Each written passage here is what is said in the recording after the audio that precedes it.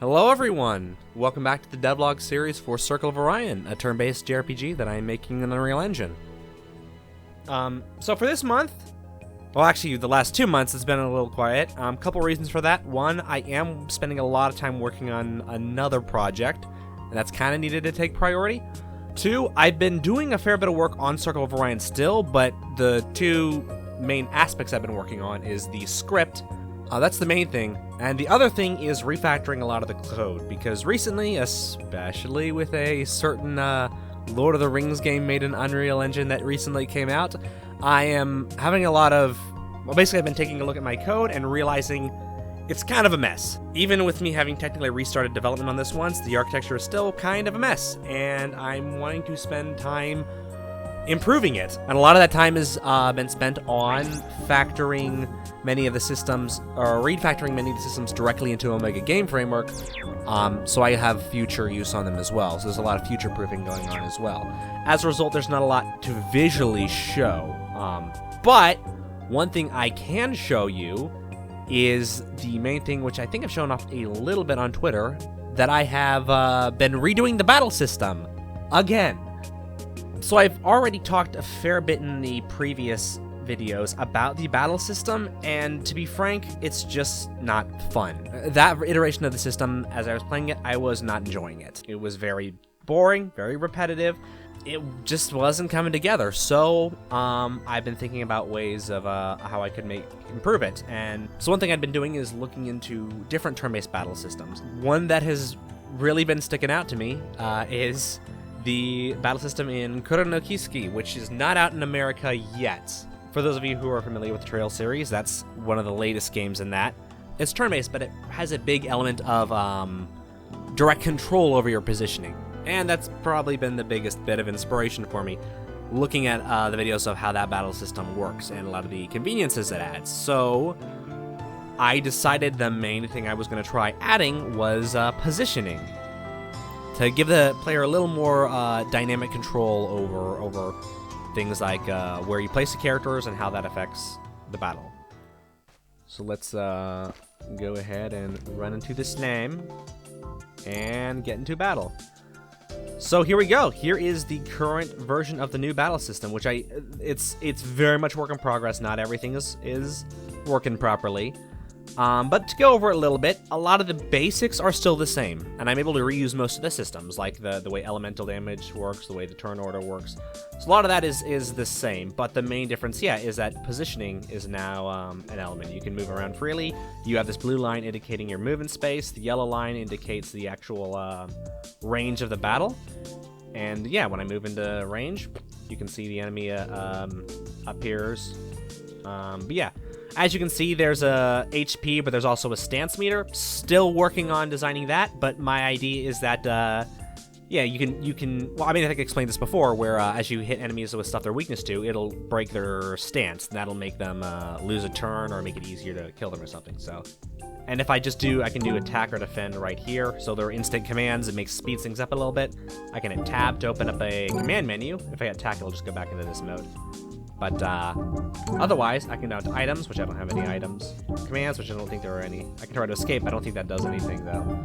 But I also have skills implemented as well. And so if I select one of these skills, although I think these are all not really aggressive skills, so maybe this isn't the best way to show this off. But if I select the skills, I have different, it'll show up what this ability is, what it does. This is Iron Guard.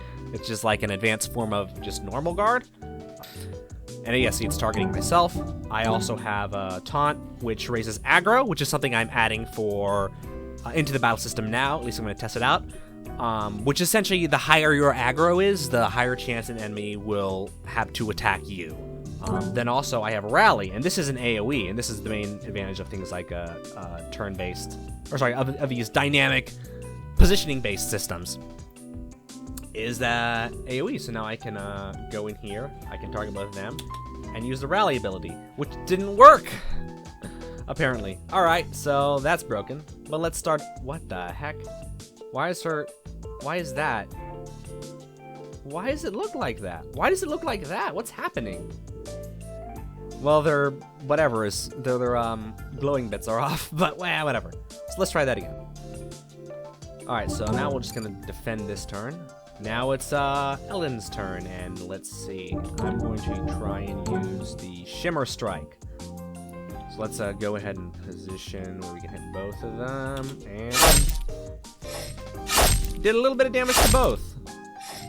Not a lot of it, but a little bit. And I guess, oh yeah, I was redoing some of the stuff with Matilda, so now her animations are broken, which means I'm probably not going to be able to use any of her abilities. And I can do that. He did no damage for some reason. That was 3 damage. Yeah, now he's dead. And here's another important element. As you just saw there, battles, or the battle result screen is not a separate screen that plays after battles, because that, I feel, kills pacing. It's essentially because you're just gonna end up skipping through the victory results screen anyway. So instead, I just made it that it'll give you the victory results after the battle is over as you're continuing to walk around. So, you know, it'll just play it, and you can get back to the action, or back to the actual gameplay really quick. A couple of the things I worked on, this is the Omega Debugger, which is essentially just a way I can load these different profiles or presets, which allow me to essentially, when I start the game, it'll immediately apply everything here. So I can decide what inventory items I want, what party members I want to start with, save tags, which are just, you know, tags that are saved to my game, which determine different elements of the story that I've interacted with. Unlocked elements, this is tied into the element system. I can also choose to initially or immediately start the game at a certain quest line, which in this case would be main quest. So like this would be the prologue. And if I had had this active, it would set it to be, automatically start the game at that quest. So that's convenient for me doing lots and lots of tests really quick. Another new addition is, well, splash screens I got going on here, but also is this shader compilation menu. This is a common problem in a lot of Unreal Engine games. If you've seen recent Unreal games developed in an Unreal Engine, which have really bad performance, especially at start, this is one of the common reasons why, is that shaders are being compiled, which you'll know all about shader compilation if you used Unreal Engine, but shaders are being compiled at runtime, and that causes stuttering. So one of the ways I'm working on getting around that is having, at the start of the game, this shader compilation menu, where, as it says on screen, it'll automatically attempt to compile the shaders before the game actually starts to avoid that stuttering. This is not something that's normally available in Unreal Engine, but I have added it in the Omega game framework. And as you can see right now, it's at 0 shaders, because I've set it so it'll actually show the screen. When the shaders are at 0, it'll just skip over the screen. I have had this option where you can choose to skip shader compilation if you want. Wouldn't recommend that, but it is right now an option. The main next thing would be getting the number of shaders to compile down, because normally it's going to take a while to do that. But yeah, I have added these new functions to Omega Game Framework, where you can check and see if shaders are compiling, and check and see how many shaders remain to be compiled. So yeah, those I believe are pushed in the latest GitHub update as well.